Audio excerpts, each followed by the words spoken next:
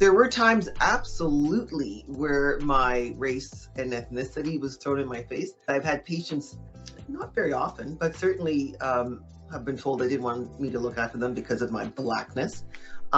There's also the continually, it's quite tiring, but common astonishment that the Black woman in the room will be the one looking after them clinically. And you know what? I don't get embarrassed by it. I don't get actually upset by it. I say, that's correct. And then I move on.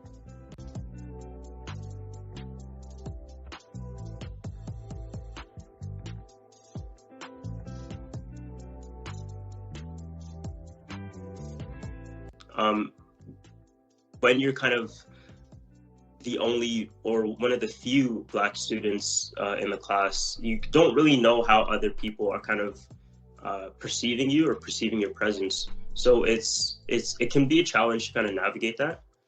So there are very few Black emergency female physicians in Canada. And so I've very rarely had the opportunity to have mentors who look like me. And when I have, I've been very, very grateful.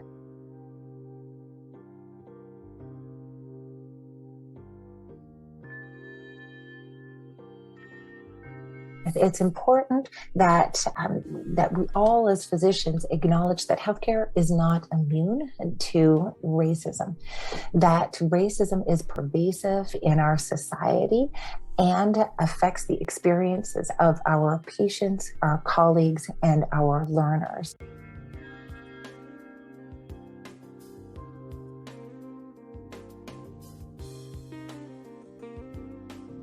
We are well past the point of being able to think that we are colorblind, or that because of our altruism and our focus on care in health, that we're not susceptible to the effects of racism in our general society.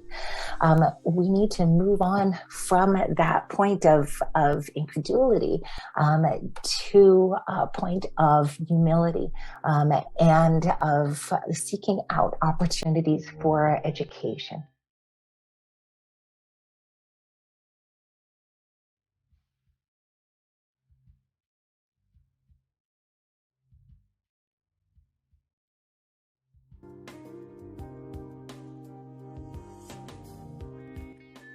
Allyship is fundamentally crucial in our ability to connect with individuals and groups and make change. Allyship really means being able to engage and partner with individuals for the better good. And for me, I think something that really sticks out when I see really good allies are people that not necessarily know like the information or have knowledge of what the other people are experiencing, but they have a willingness to learn and they have a willingness to listen, which is something that I find that is really, really important.